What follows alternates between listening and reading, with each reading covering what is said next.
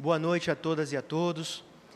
Quero agradecer a toda a Univem, na pessoa do meu amigo César Leonardo, e desse modo extensível a todos os professores, a todos os alunos e alunas aqui presentes. Quero dizer que, para mim, é uma alegria e uma responsabilidade imensa estar no mesmo evento em que já estiveram ontem o professor Kazuo Watanabe, que acredito que dispensa apresentações. Hoje São Paulo tem um dos maiores processualistas vivos no Brasil e, de quiçá, podemos falar isso, na nossa sociedade ocidental, uma vez que o professor Kazuo publica, o professor Lafayette, há décadas realmente, trabalhos de impacto sobre acesso à justiça. Acredito que ele explorou ontem a questão do acesso à ordem jurídica justa e, para mim, eu conversava isso também com o nosso amigo Tiago Festenzeifer, gostando, Tiago, simplesmente Tiago, nosso amigo. Que alegria estar nesse mesmo evento que esteve o professor Kazuo, esteve o professor Kleber Alves, e aqui a referência ao professor Kleber, eu não tenho dúvida de que é um dos maiores nomes, também em nível mundial, no estudo do acesso à justiça e da assistência jurídica. O professor Kleber tem estudos de doutorado, pós-doutorado também, sobre assistência jurídica em nível mundial, escala mundial. Então, tenho certeza que já na noite de ontem se abriu com chave de ouro, e fecharemos hoje com chave de ouro também com o professor Tiago, que eu considero tímido para falar da obra respectiva, mas eu sei que é difícil escrever o nome dele, pronunciar, mas tentem depois escrever, na verdade eu que tenho dificuldade, tentem depois pesquisar a obra do professor Tiago. Vocês vão encontrar um número muito grande, eu diria que dentro da nossa Defensoria Pública, inclusive, é um dos maiores produtores de bibliografia que nós temos e de qualidade, que é mais importante se dizer. Também sou um admirador de sua pessoa. Acabou de vir do estudo de pós-doutorado da Alemanha também, né, professor? E eu, aqui, então me sinto honrado e espero contribuir com os debates, agradecendo a atenção de Vossas Excelências. E o tema que me cabe aqui dialogar é um tema que relaciona intervenções constitucionais, intervenções de terceiro.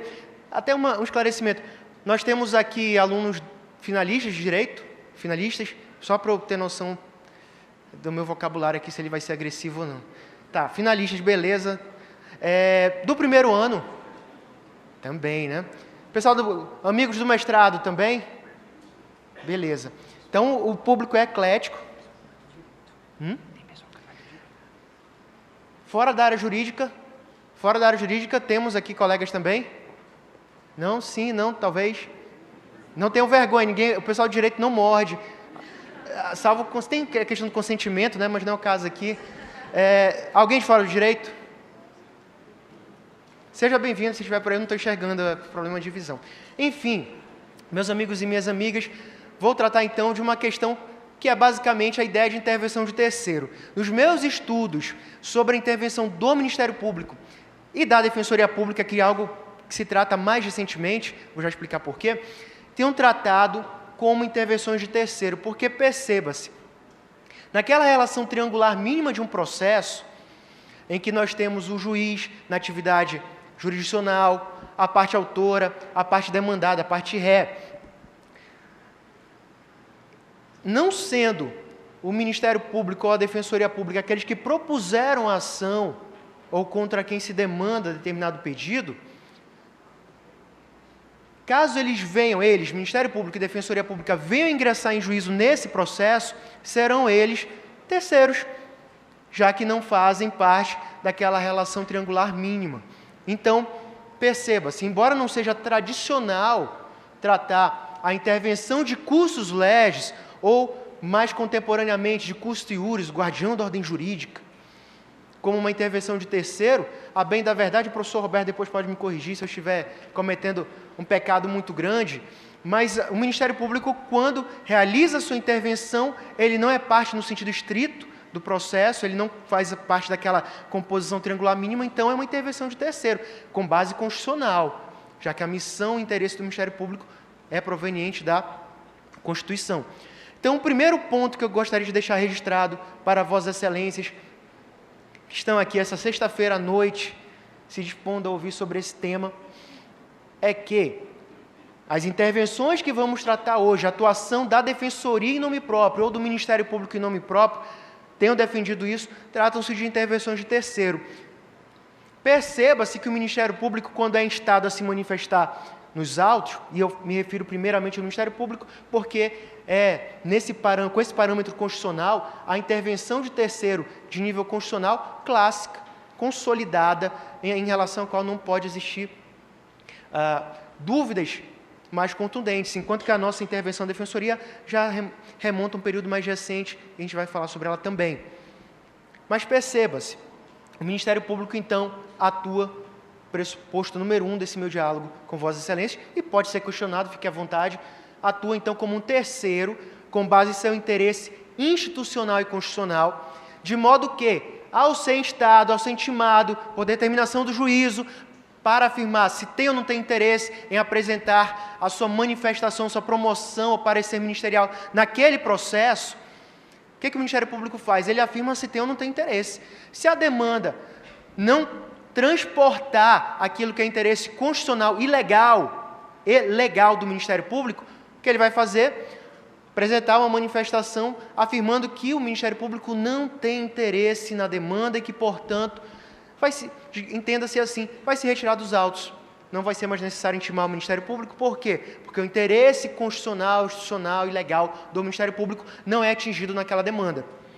Claro que não é um assunto tão simples assim, porque há décadas, vez por outra, se discute se o Ministério Público tem interesse na demanda X, na demanda Y, a depender do momento político. Perceba-se, a depender do momento político, de impactos ideológicos, eventualmente, essa intervenção pode ser vista a partir, claro, da autonomia e independência daquele determinado membro do Ministério Público, como mais ampla ou mais restrita. Mas daqui a pouco eu tento falar sobre isso. Então, primeiro pressuposto, tratamos de uma intervenção de terceiro, primeiramente da mais consolidadas dela, que é a do Ministério Público, de cursus legis, ou como trata o nosso novo Código de Processo Civil, já não tão novo assim, de 2015, como uma intervenção do guardião, do fiscal da ordem jurídica, cursus iuris.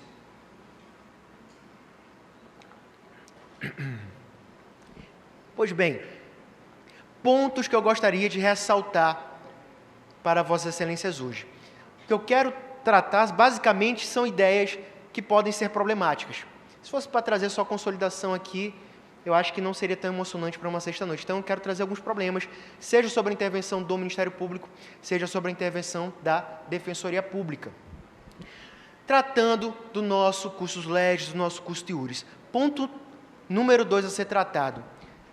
Existe uma discussão, e eu vou deixar aqui a Vossas Excelências sempre a possibilidade da discordância, até porque não sou dono da verdade, jamais serei. Mas o Ministério Público, ele atua, e eu disse por quê. Quando ele realiza a sua intervenção no processo, ele realiza porque ele tem um interesse. Seu interesse constitucional, institucional, legal está presente nos autos, então o Ministério Público atuará. Perceba-se o seguinte: é possível afirmar que o Ministério Público, em sua intervenção ministerial de terceiros, em sua intervenção de cursus legis, cursus iuris, realiza uma intervenção imparcial? O Ministério Público é imparcial quando afirma ter interesse numa demanda? Eu poderia dar 3 respostas aqui. Sim, não, talvez. Então depende do que você está me perguntando, do que eu estou perguntando de fato. Você precisaria embargar, sua pergunta é omissa, eu quero esclarecimentos, para entender o que eu estou perguntando. Bem, primeiramente, onde se encontra a polêmica? Eu vou indicar aqui Hugo Nigro Mazzilli, que eu diria que é a literatura, né, mais clássica que nós temos no Brasil do Ministério Público. Não sei se eu estou cometendo pecado com algum outro autor responsável, mas acredito que é um dos maiores nomes que temos também na doutrina institucional do Ministério Público.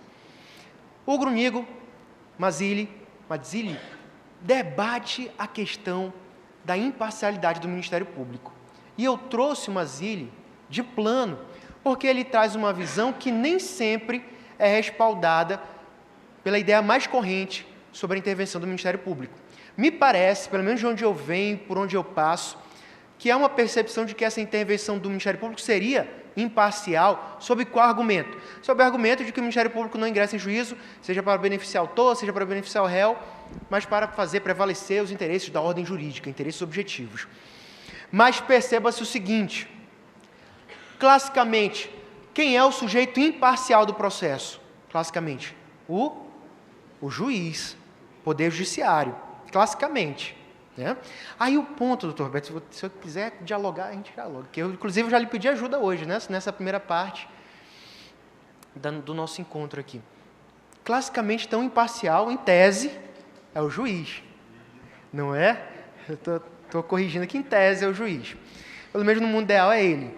Bem, o que eu afirmei agora há pouco, que nós teríamos o Ministério Público, ao ingressar num feito, não como parte estrito sensu, mas como um sujeito interessado, ele manifesta o quê? Interesse constitucional, institucional, legal.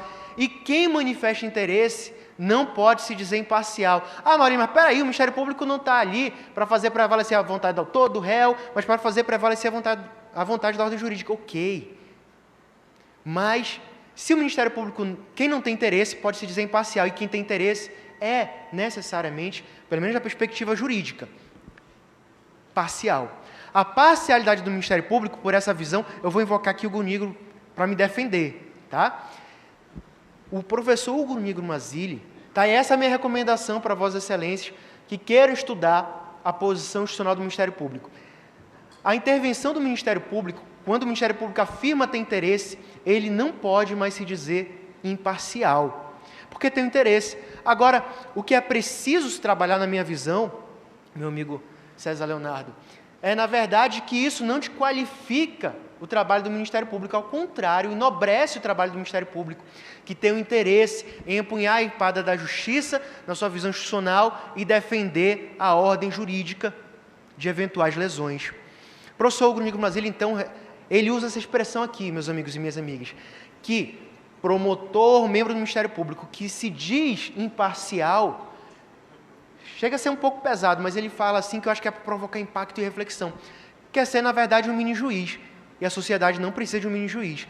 Precisa de um combatente pela ordem jurídica, pelas leis, que seria o papel do Ministério Público. Então, perceba-se, se não houver interesse, o Ministério Público vai continuar atuando no processo? Não.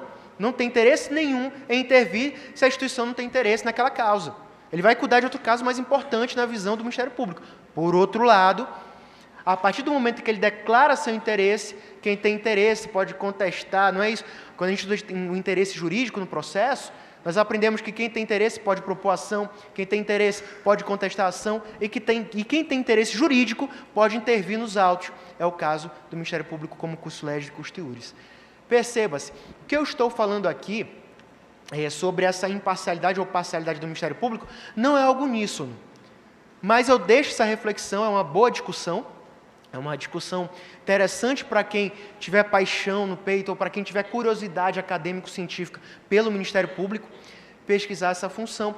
E o professor Hugo Nigro Mazzilli, ele arremata da seguinte maneira, afirmando que o Ministério Público, embora juridicamente, quando interessado na causa interveniente, não possa se dizer imparcial, haveria um sentido no qual você poderia ou deveria dizer que o Ministério Público é imparcial, mas é no sentido moral. Mais uma vez em tese, né? Em tese, os promotores de justiça, os membros do Ministério Público Federal e assim por diante, moralmente são desinteressados na causa, embora juridicamente a sua instituição possa ter um interesse e, ao manifestar interesse, passa a ter uma posição, nesse caso de terceiro, e tendo manifestado interesse, não se poderia dizer juridicamente que esse órgão é imparcial. É parcial, mas parcial em relação a quê? Ao seu interesse institucional.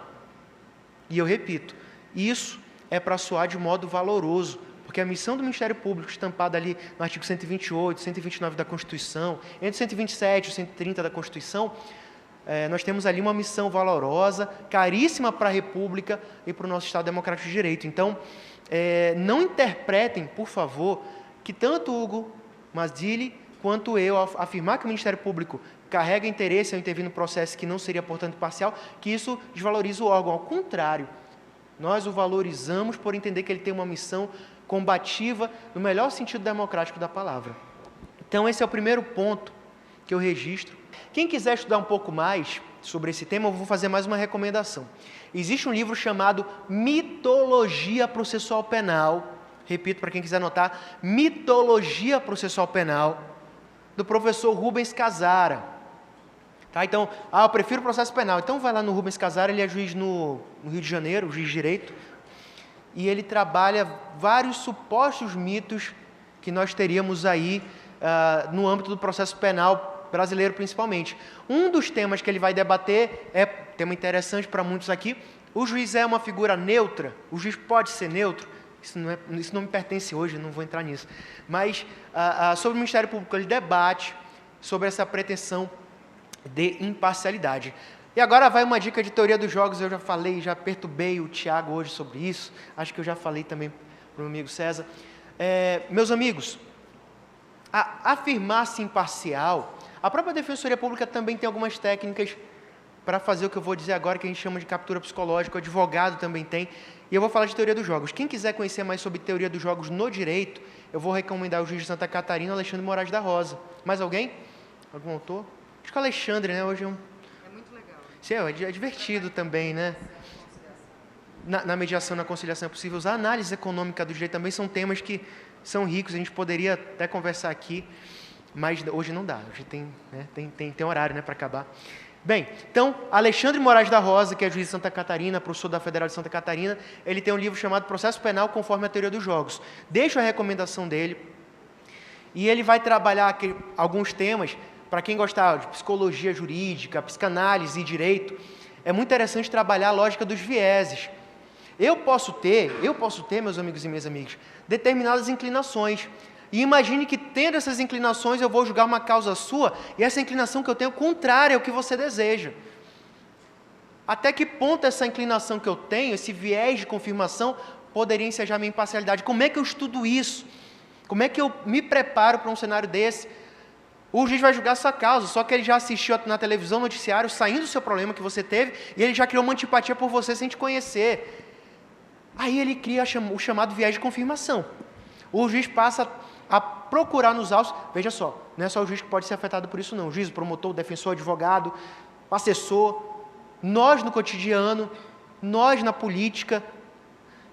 Eu posso ser influenciado por uma ideia, captar aquela ideia, e a partir desse momento, inconscientemente, professor Lafayette, eu posso passar na minha leitura investigativa a somente ressaltar, isso é inconsciente, mas eu passo inconscientemente a ressaltar na leitura que eu faço somente aquilo que confirma aquilo que eu acredito inicialmente. E tudo aquilo que nega, eu subvalorizo ou não enxergo.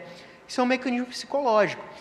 Tá, Maurílio, mas o que tem a ver viés de confirmação com atuação, com imparcialidade ou parcialidade do Ministério Público? Onde é que o promotor pode realizar uma captura psicológica do juiz? Eu já vi isso acontecer, e talvez alguém já tenha visto também. Não sei se o doutor Roberto já usou essa técnica na época da ativa. O senhor vai me contar agora, eu vou contar agora. Não, está negando. O senhor pode se manter em silêncio também, doutor. Vou contar o quê? O que acontece? Eventualmente, o juiz vai ouvir as partes, isso acontece em júri também, às vezes. E esse apelo à suposta imparcialidade, ela é utilizada para tentar capturar psicologicamente a juíza, o juiz. Então, quando um membro do Ministério Público, às vezes, se afirma imparcial, às vezes o que ele quer, às vezes é inconsciente, viu? Mas isso pode funcionar. É fazer com que o juiz se identifique com a figura dele. Bem, o juiz, sou imparcial. Se esse cara é imparcial também, eu vou ter que seguir ele. Então, o indivíduo que está do outro lado, tenha razão ou não, vai ter que suar muito mais a camisa para retirar esse viés, essa inclinação, esse viés de confirmação que o juiz vai adquirindo, essa simpatia, essa captura psicológica que foi realizada. Eu estou usando o exemplo com o Ministério Público, mas se a gente fosse conversar sobre teoria dos jogos aqui, o professor Alexandre viesse conversar aqui, existem infinitas técnicas disso, e às vezes isso pode ser feito com você. Eu posso estar fazendo isso agora para prender a tua atenção e talvez ninguém esteja percebendo. Aí vai a hora que alguém fala, né? Mas acho que não está dando certo, já estou bocejando. Bem, então perceba, promover essa proximidade com o juiz é uma forma também de facilitar essa compreensão. Eu já vi em júri, promotor vai lá e diz, olha, eu posso pedir absolvição.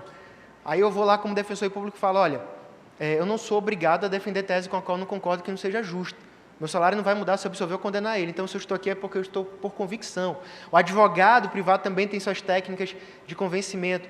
Então, tudo isso, na verdade, são técnicas de oratória, muitas vezes, como lá na teoria dos jogos, muitas vezes tentam promover uma captura psicológica do jurado ou do juiz. Então, perceba como um assunto aparentemente inocente, que é debater ou não a imparcialidade de um agente do processo, pode se converter em uma estratégia de captura psicológica e de facilitação para se vencer a causa. Se o outro lado não sabe disso, ou se o juiz não sabe disso, o trabalho daquele agente que sabe usar a técnica fica facilitado. E o processo vai ser desigual, mas ninguém vai perceber. Então, recomendei Mitologia Processual Penal, do Rubens Casara, juiz no Rio de Janeiro. Recomendei o Processo Penal conforme a Teoria dos Jogos, do professor Alexandre Moraes da Rosa. Sigam o professor Alexandre no Instagram lá, vocês vão se divertir também, que ele gosta de postar muita piada. Ele captura a gente psicologicamente com piada, às vezes, né? Ele posta livro também, mas ele posta piadinha lá e você fica querendo ver lá para rir um pouquinho. Né? Alexandre de Moraes. Não, Alexandre, não confunda com o ministro do STF, não tem nada a ver. Comportamento, jeito, perfil, enfim. Virando a página do debate da imparcialidade, eu chamei no cantinho ali o professor Roberto para fazer a seguinte pergunta. Professor, li uns livros da década de 80, aí ele perguntou, mas foi na encarnação passada? Eu falei, não, isso foi um dia desse. Li uns livros da década de 70 e 80 que discutiam o seguinte, quem já estudou intervenção do Ministério Público sabe, quem não estudou já fica sabendo agora, que em algumas situações a intervenção do Ministério Público, o ingresso do curso LEGE no processo, se dá em razão da presença de um incapaz. O incapaz tem direitos que são considerados indisponíveis, é uma indisponibilidade subjetiva, porque decorre da qualidade da parte, da criança, por exemplo, do incapaz, e sendo assim, tendo interesse indisponível, olha a ordem jurídica, grita para o Ministério Público, ei, tem interesse indisponível aqui, cuida de mim, né? O Ministério Público tem que ir lá. Ele vai lá. Bem, mas aí chega a seguinte pergunta. E se você é membro do Ministério Público, você é intimado para atuar num feito em razão da presença de um incapaz, interesse indisponível, e quando você vai ler o processo, você percebe que a petição inicial, seja feita por um advogado, por um defensor público, seja lá quem for, não convence você e você sente na sua percepção de custos legis, de guardião da lei, de fiscal da lei, que aquela demanda, se for acolhida, vai rasgar a ordem jurídica brasileira. Isso dói no peito de um promotor de justiça, não dói, doutor? O promotor raiz, ele lamenta cada vez que se rasga a ordem jurídica. E aí, meus amigos e minhas amigas, é que acontece o seguinte, o que você faria como promotor ou promotor de justiça diante de um convite a ingressar no processo porque tem incapaz e você chega lá incapaz, não tem razão nenhuma? O que você faria?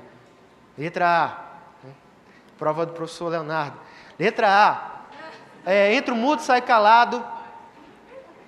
Letra B, tenho independência e autonomia funcional e, portanto, vou manifestar contra o interesse do incapaz. E letra C, como realizo a intervenção em razão do incapaz, vou dar um jeito de favorecer ele. Isso não parece muito perfil do promotor raiz, né? Eu não sei se do Nutella, que eu não sei nem como é um promotor Nutella. Um dia eu quero saber. Se tem, né? Se é que tem. Mas veja só, professor Cândido Rangel de Dinamarca, que é um dos nomes também paulista, né?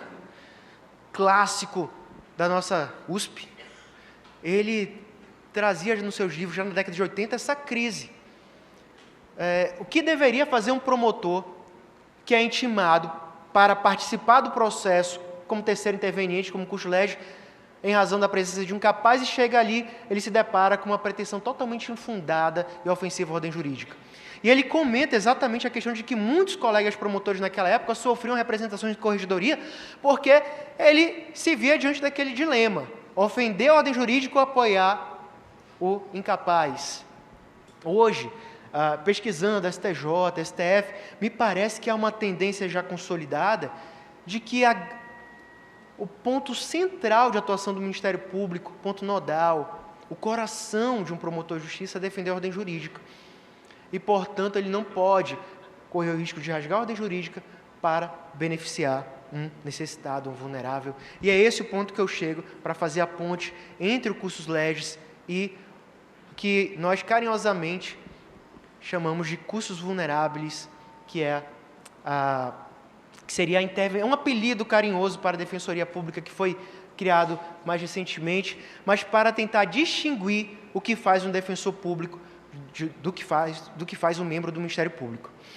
Eu vou tentar justificar por que foi necessário fazer essa tentativa de, com um jogo de palavras, diferenciar uma instituição e outra.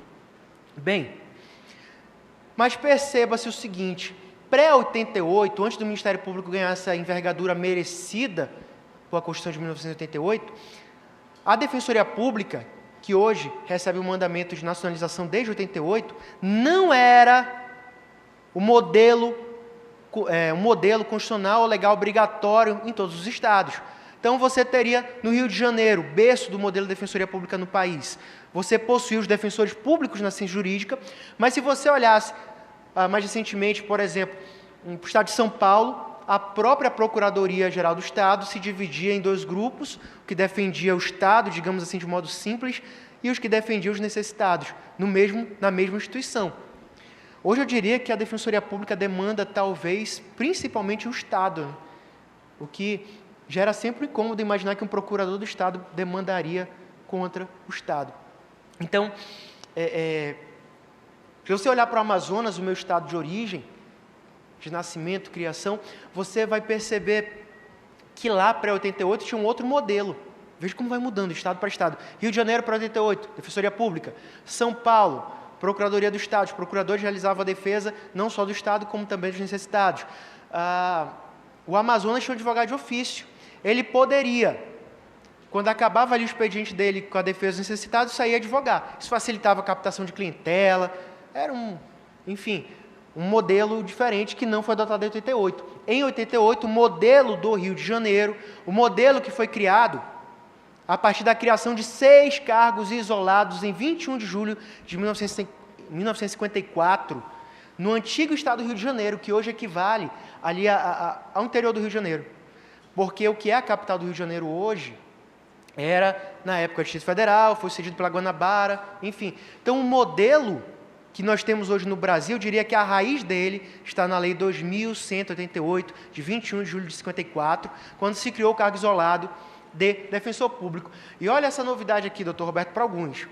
O cargo de defensor público isolado estava dentro de que órgão? Procuradoria-Geral de Justiça. Então, perceba, o defensor público nasce como um órgão da Procuratura ou Procuradoria de Justiça. Naquela época, o nome do cargo não era promotor de justiça, era promotor público. Então, você tinha um promotor público que procurava a justiça no penal por acusação pública, isso é 50. E o defensor público que promovia a justiça por defesa pública. E é essa a origem dos defensores públicos, a origem, digamos assim, mais remota dentro do Brasil. Qual o impacto? Tem algum impacto hermenêutico pensar na defensoria nascida de um modelo que vem da Procuradoria de Justiça? Qual é a herança que nós recebemos dos nossos co-irmãos, né? Eu tenho defendido que, a partir de uma interpretação histórica, eu posso justificar a legitimidade coletiva da Defensoria Pública. Óbvio que a ótica da Defensoria Pública nem sempre vai convergir com o Ministério Público, e às vezes democraticamente vamos debater para que o juiz possa avaliar os múltiplos fundamentos que cada instituição, a partir do seu locus, a partir do seu lugar de fala, a partir da sua missão institucional, tem a agregar ao processo. O juiz vai avaliar qual é melhor, se ambas estão corretas, se parcialmente corretas, para formar a síntese daquela discussão. Então perceba, por essa lógica da Defensoria como órgão de Procuratura de Justiça ou Procuradoria de Justiça por defesa pública, eu posso utilizar uma interpretação histórica para justificar alguns poderes processuais que a Defensoria tem, que, em princípio, a atividade de representação processual que ela também exerce, que o advogado também exerce, não seria, em princípio, aí abarcado por essa representação. Exemplos: propositura em nome da própria instituição de uma ação civil pública para beneficiar, por exemplo, uma coletividade vulnerável, de idosos, por exemplo. em situação de hipossuficiência. E o segundo exemplo que eu tenho é exatamente esse termo que chamamos aqui de custos vulneráveis, a defensoria como guardiã do vulnerável, como emancipadora do vulnerável. Esse nome surgiu, tá, meus amigos, ele é de uso recente, 2014, tudo porque o STJ, em 2014, numa decisão que foi reformada pelo próprio STJ, pela Corte Especial, chegou a negar a legitimidade da Defensoria Pública, dentre outros argumentos, afirmando que a Defensoria Pública não poderia propor uma ação civil pública para a coletividade de idosos usuários de plano de saúde, porque não era fiscal da lei. Só que é o seguinte, agora eu falei de promotor raiz, né? E agora eu vou falar de defensor raiz. Defensor raiz não quer defender a ordem jurídica, não. Ele quer defender pessoas. Ele quer olhar para a necessidade daquele ser humano e, a partir dessa ótica, ele pretende, olhando as vulnerabilidades, realizar a defesa daquele ser humano, daquela pessoa, daquele grupo, daquela coletividade. Se, eventualmente, como eu no interior, na minha antiga comarca, eu propus ação coletiva com o Ministério Público, Justiça Associativo, Defensoria Pública e Ministério Público em prol dos consumidores, porque naquele caso coincidiu o interesse, mas nem sempre é assim. Aqui em São Paulo, inclusive, o Tribunal de São Paulo já admitiu em diversas ocasiões a Defensoria como custos vulneráveis, em favor das categorias vulneráveis, em ações civis públicas do Ministério Público. Isso diminui a importância do Ministério Público? Não. Isso afeta a importância da Defensoria Pública? Também não. Na verdade, o que nós temos aí é um acréscimo de argumentos democráticos para se discutir uma determinada demanda social. Quem quiser depois consultar a evolução da legitimidade coletiva da Defensoria Pública, eu vou citar, eu vi que alguns colegas estão anotando, existem 3 paradigmas que, quando se debate a legitimidade institucional da Defensoria Pública, eu não posso esquecer. Primeiro, de caráter vinculante, ADI 3943, os colegas estão anotando aí, ADI 3943, que é a ação direta de constitucionalidade que confirmou a legitimidade coletiva da Defensoria Pública vinculada aos vulneráveis organizacionais. O Tiago fala muito no livro dele sobre esse tema, no primeiro livro, né? A propósito, Tiago Verstezeifer tem 2 livros muito bons sobre Defensoria Pública, tem 3, na verdade, porque tem a lei complementar comentada também com o Caio. E um com enfoque constitucional, Defensoria Pública na Constituição Federal, pela editora Forense, e um outro, um pouquinho anterior, sobre a Defensoria Pública e a defesa de direitos fundamentais e ações coletivas, ações civis públicas. Não é? Embora ambos tratem da Defensoria Pública, o conteúdo é totalmente distinto. Então, quem quiser pesquisar, recomendo os 3 livros do professor Tiago sobre Defensoria Pública. Então, ADI 3943, com efeito vinculante, confirmou a legitimidade coletiva da Defensoria Pública. Depois, também com eficácia vinculante, pessoal. Recurso extraordinário com RG, com repercussão geral, então, eficácia vinculante, confirmando a legitimidade da Defensoria Pública para a defesa de necessidades difusas, as coletividades difusamente necessitadas. Qual o número? Vou responder, calma, desculpa, não fica com raiva. É o recurso extraordinário 733-433. Recurso extraordinário 433.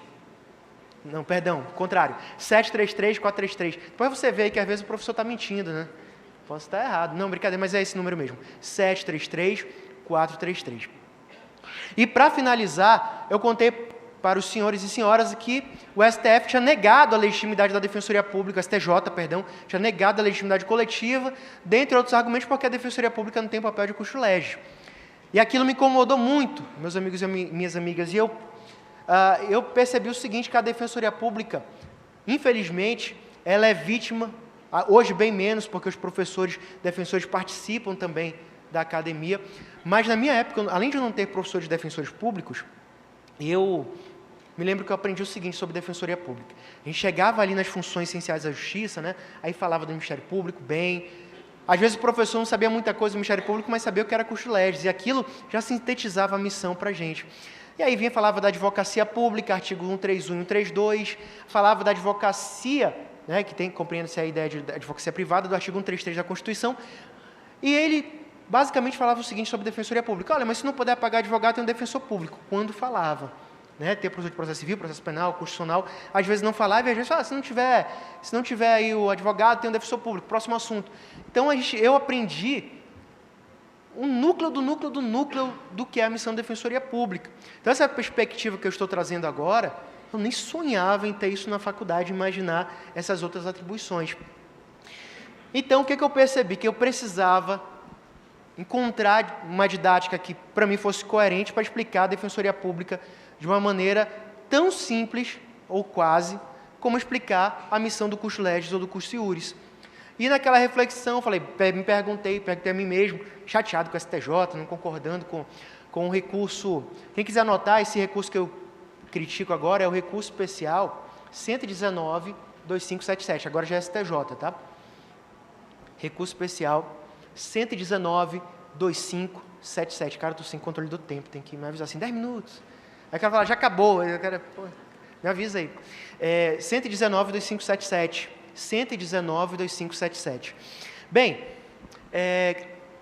eu queria encontrar uma maneira de explicar que a Defensoria Pública, atuando em nome próprio, não está ali para defender a lei. Não se trata de sobrepor a função do Ministério Público, não. Tem uma identidade própria, tem uma missão própria. Eu me perguntei, quem é que a Defensoria Pública defende na Constituição? O necessitado. E quem é o necessitado, senão um vulnerável? E o debate em específico que se travava ali era o de que a Defensoria do Rio Grande do Sul havia proposto uma ação civil pública em favor de uma coletividade de idosos usuários de plano de saúde. E me incomodava ali, já há pouco tempo de defensor público, pensar que se diminuiria o acesso à justiça daquela categoria. Mais um caminho que se poderia ali trabalhar para a defesa deles, poderia se perder com aquele precedente. Foi que então, pensando que a Defensoria Pública trata de vulneráveis, recorri ao latim, conversei com alguns colegas, e aí surgiu, em 1º de junho de 2014, o primeiro texto sobre a Defensoria Pública como cursos vulneráveis na Constituição. Tá? Então surgiu assim, em 2014, dessa maneira bem revoltada mesmo, porque eu respeito muito, acho belíssima a instituição do Ministério Público, mas a minha carreira, o que eu me sinto vocacionado é para a atividade de defesa do necessitado. Então me ofendeu um pouco, confesso para vocês, me chateou um pouco, me magoou um pouco, acho que foi isso, acho que fiquei magoado. Vi alguém falando que eu, como defensor, poderia querer propor uma ação civil pública para ser fiscal da lei. Às vezes, o doutor sabe disso, às vezes a gente já está ao contrário, a gente quer dar uma rasgada na lei para interpretar a luz da Constituição, né, para ajudar o necessitado. Então, a nossa missão ela tem uma outra perspectiva. Nem sempre os resultados são similares. Então, surgiu esse termo, essa decisão, olha, quem quiser ver o resultado final, tá? Essa decisão ela foi objeto de reforma pela Corte Especial do STJ. E o que é a Corte Especial do STJ? O órgão máximo de uniformização dos precedentes do STJ. Não há outro órgão acima, dentro do STJ acima, que possa fixar um outro tipo de precedente. Então, hoje, o maior precedente que tem sobre a legitimidade coletiva da Defensoria Pública é só colocar um ezinho na frente desse número que você notou aí, é de embargo de divergência em recurso especial 119.2577. E meses depois, alguém aqui já ouviu falar do Luiz de Ferrajoli? Acho que o pessoal mais maduro já ouviu, os mais novos, os novinhos e novinhas, talvez não. Mas Luiz Ferrajoli foi quem criou na Itália a teoria do garantismo penal, expandiu a teoria do garantismo, na verdade, para além do garantismo penal. E aí perceba, de onde, professor Roberto, eu extraí, professor Lafayette, a ideia de que a Defensoria poderia realizar uma intervenção em nome próprio no processo. Primeiro, dessa lógica histórica de que nós compartilhamos o mesmo sangue, porque saímos da mesma instituição, Ministério Público e Defensoria. Então, nós temos os mesmos potenciais instrumentos processuais. Essa é uma possibilidade, claro que, quando eu afirmo isso, a gente teria que debater um a um, talvez isso não seja uma verdade absoluta. Mas, pelo menos em relação à ação civil pública e a essa intervenção em nome próprio, a essa personalidade judiciária que permite que a Defensoria fale em seu próprio nome, eu defendo, e isso tem sido acolhido bastante. Em diversos tribunais já cito isso para a gente ir fechando.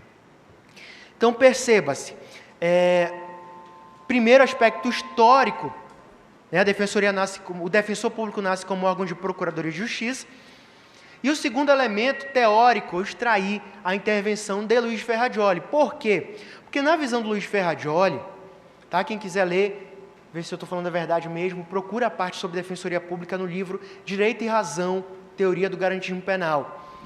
Esse livro, que traz essa essência do que é o garantismo real, tá? Não garantismos adjetivados aí, para além do que Ferrajoli criou. A teoria do garantismo ferrajoliano, então, quando trata de Defensoria Pública, ele basicamente vai afirmar que o defensor público tem que surgir também como instrumento de reequilíbrio quando a relação processual penal está desequilibrada.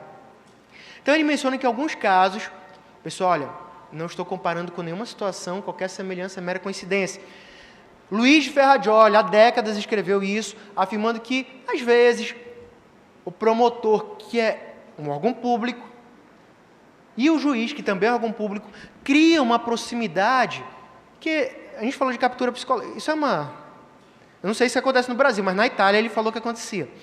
Cria uma proximidade, aí veja só, se o juiz se identifica, tem uma captura psicológica, porque o promotor, ele é agente público, ele também, pô, você é agente público, eu também, pô, que legal, siameses e tal.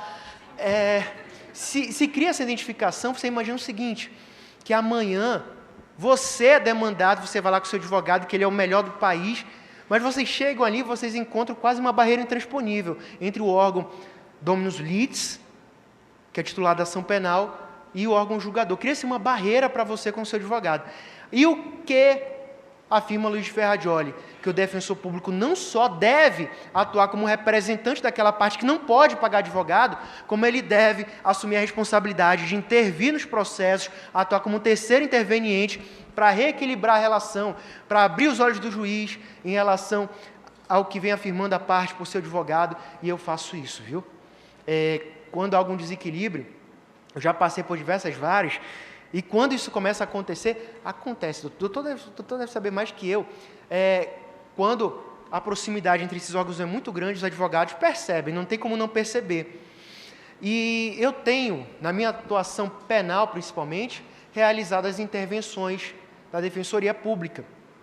E sempre realizo com tanto respeito que isso tem criado uma relação tal qual a Constituição colocava no título anterior, a alteração da emenda 80, né, a advocacia e a defensoria lado a lado. Porque eu dialogo com os advogados, eles se queixam para mim, pelo menos na vara onde eu atuo, eventualmente, com o pedido deles, ou às vezes, diante de situações de ordem pública gravíssimas, prescrição não reconhecida por ninguém, e aí tem a vulnerabilidade do contribuinte, que ele está pagando por esse processo, não é? Então eu ingresso em juízo alegando a questão de ordem pública que favorece defesa. É claro que até a virtude tem limites, tem um texto sobre o Ministério Público da década de 80, 90, que falava que a intervenção do Ministério Público tem limites, eu digo mesmo sobre a intervenção da Defensoria Pública. O defensor público, como curso vulnerável, ele não está ali para ressaltar os valores da ordem jurídica, mas para ressaltar os valores da ampla defesa, contraditório, das necessidades humanas, dos direitos humanos, a partir da lógica defensiva. O que acontece na prática? Nos locais em que se criou uma harmonia, nas várias em que eu passei em que se criou uma harmonia nisso, a comunidade de trabalho e cooperação, depois de um tempo, cria um clima bastante proveitoso, porque as considerações do advogado, da defensoria, do promotor, eram avaliadas pelo juiz de uma maneira bastante equânime, e o próprio promotor, eu digo que ele teve uma evolução como profissional, que ele, em audiência de custódia, que a gente participou, ele chegou, ele mudou uma atitude assim, nobríssima, que eu considero do efetivo custo legis, né? Ele chegou, depois de manifestações da defesa, claro que isso não ocorria sempre, né? Mas em alguns casos nós ressaltávamos algumas situações que favoreciam a defesa, e ele, pela ordem, excelência, falou, pô, lá vem um cara, ele vai sacanear a gente, né? Ele, pela ordem, excelência. A Defensoria Pública ressaltou uma questão de ordem pública importante, e eu considero que ela existe sim nos autos, e eu retromarcho, vou acompanhar a defesa. E isso aconteceu também, pessoal, em situações, tenho colegas na execução penal, como órgão de execução penal, e a LEP, a Lei de Execução Penal, dá aso para essa atuação, a Defensoria Pública como órgão interveniente, casos em que a parte postulava progressão de regime, e às vezes já estava tudo pronto, e esse colega da execução, ele disse que ele, de modo sagrado, ele lê todo o processo e faz os cálculos de prescrição. E ele se deparou com um caso de prescrição, e foi ele a ressaltar a prescrição, o último a falar, né? Falou Ministério Público, falou defesa constituída, e falou defensoria sustentando a questão de ordem. Isso trouxe uma tese mais benéfica para o acusado. Bem assim também, com a ocorrência de indulto, que ninguém nos autos tinha percebido, a defensoria como órgão de execução, ressaltou aquela ocorrência, e ele conta que o apenado saiu dali chorando, porque não esperava ainda receber sua liberdade, enfim. Esses pontos todos sobre as duas intervenções, a gente poderia ponderar, criticar muita coisa, tem muita coisa sem ser respondida ainda. Nosso amigo Júlio Azevedo, o professor Franklin Roger, levanta algumas questões que ainda demandam respostas importantes, né? A colisão de grupos vulneráveis também, o que fazer quando grupos vulneráveis estiverem presentes nos autos, a Defensoria vai escolher um deles. Eu vou só tentar resumir essa resposta porque considero importante. Imaginem vocês que eu tenho em um processo uma colisão de um grupo vulnerável, que fosse, sei lá, a comunidade dos catadores de lixo, e de um outro lado, a comunidade dos vendedores ambulantes em conflito. Ambas desorganizadas, ambas hipossuficientes, vulneráveis. A Defensoria vai ter que escolher uma? Não. A Lei Complementar 80 da Defensoria determina que cada uma delas, claro que a determinação é individual. Na verdade, corrigindo, a lei não explicita se é individual ou não, mas ela explicita que quando houver colisão de interesses entre necessitados, cada indivíduo, cada grupo, imagine você, deve ter direito ao seu próprio defensor público. E a gente briga entre a gente vai lá, bate boca, tenta ganhar do colega, competitividade interinstitucional, né? Isso gerou, inclusive, uma outra terminologia que é a ideia do amigo da comunidade, amigos comuns. Isso é um tema para uma outra ocasião. Quem quiser os textos, senão eu já estou tomando tempo há um tempo, dando temporal. Inclusive, pessoal, nós lançamos um livro que ano passado, deixa eu fazer só o merchandising aí, o marketing rapidinho, um livro que recebeu o prêmio de melhor obra coletiva, deixa eu mostrar aqui, meu amigo, melhor obra coletiva de direito do consumidor pelo Brasilcom, que é o principal estudo de direito do consumidor no Brasil, que é chamado dano temporal. Nós basicamente estamos defendendo, é uma obra coletiva, diversos autores. Eu e alguns autores nesse livro, nós defendemos a tese de que, assim como o dano estético, para quem estudou responsabilidade civil, ganhou sua autonomia em relação ao dano moral, como dor psicológica, dor moral, em relação ao dano material, o tempo, enquanto substrato da vida humana, tempo que não é só dinheiro hoje em dia, é dignidade, é liberdade, é tempo de lazer, é tempo para a família, é tempo para amar, é tempo para não fazer nada também, não é? O tempo, ele tem valor por si. E quando um fornecedor contra a lei não cumpre os prazos de resolução dos problemas, ele lesiona, ele pode não lesionar o meu psicológico, a minha dor moral, mas o tempo perdido indevidamente deveria ser compensado. Uma das primeiras intervenções de Defensoria Pública que eu realizei como terceiro interveniente foi na primeira demanda que nós propusemos no Brasil no início de 2014, sobre acumulando dano temporal, material e moral. E nós divulgamos isso no Conju, acho que é de 1º de abril de 2014 ou 2015, eu não lembro mais, pessoal, desculpa. Mas está no Conju. Nós demos uma entrevista com essa informação, e aí o que aconteceu? No seu sagrado direito convencional de poder constituir advogado a qualquer tempo, a parte constituiu um advogado, tudo bem. Só que eu considerava aquela demanda muito paradigmática. Aquela era a primeira demanda do Brasil que poderia gerar um precedente a favor ou contrário ao consumidor. E eu entendia que, como Defensoria Pública, eu não poderia deixar de contribuir em favor da coletividade de consumidores vulneráveis. Então, postulei meu ingresso, o Ministério Público atuando como fiscal da ordem jurídica, e a defesa do consumidor é um valor da ordem jurídica, e eu postulando a defesa do consumidor enquanto vulnerável, mas no sentido de fomentar precedentes favoráveis ao consumidor, ingressei em juízo e fui admitido enquanto custos vulneráveis naquele processo, para contribuir com a discussão, claro, que o meu vínculo com a defesa dos consumidores. Então, de alguma maneira, esse caso do dano temporal tem alguma relação também com custos vulneráveis. Meus amigos, aqui em São Paulo, se vocês pesquisarem o termo custos vulneráveis no TJ de São Paulo, vocês vão encontrar demandas, por exemplo, possessórias propostas por particulares, principalmente, em que a Defensoria Pública ingressou com recurso no tribunal na condição de terceiro, com base no 554, parágrafo 1º do CPC. Você vai encontrar ações civis públicas do Ministério Público em que a Defensoria Pública ingressou para ressaltar necessidades que ainda não tinham sido percebidas naquela discussão processual. Boaventura de Souza Santos, ele menciona que existe um litígio processualizado e o real. Então, eu considero que nesses processos em que a Defensoria Pública ingressa uma ação civil pública, por exemplo, para trazer algumas necessidades da comunidade específicas que não foram vistas até então, é a tentativa de trazer o litígio real para o processo. Então, você encontra no TJ de São Paulo a admissão da Defensoria Pública como custos vulneráveis, como terceiro interveniente em ações civis públicas do Ministério Público. E eu repito, isso é muito importante para a democracia processual. É uma outra ótica pela qual se vê a relação processual, que o juiz pode não acolher, mas ele vai analisar se procede ou não procede. Em alguns casos, foi suspenso o mandado de reintegração para se realizar uma uma reintegração de posse, uma realocação mais humana e mais calma. E tem muita coisa. O pessoal da Defensoria do Pará me chamou para fazer uma palestra sobre esse tema, né, intervenção da Defensoria Pública. Eu aceitei. Aí, quando eu recebi o folder, era um curso vulneráveis. Começava às 8, terminava às 18. E aí foi um dia inteiro sobre esse tema, pegando casos. Eu vou contar o último caso e acabo. Juro. Na Bahia, com a marca de Santo Antônio de Jesus, caso bem legal, cara. Juro. O Ministério Público propôs uma ação para tutelar a ordem urbanística, a ordem jurídica urbanística. Vejam a finalidade da intervenção da Defensoria Pública. Só que o Ministério Público propôs a ação contra o município, a municipalidade que não estava cuidando da ordem urbanística. Agora, o que queria também o Ministério Público nesse pedido? Que se acabasse com aquela balbúrdia, não, os outros termos, que se organizasse,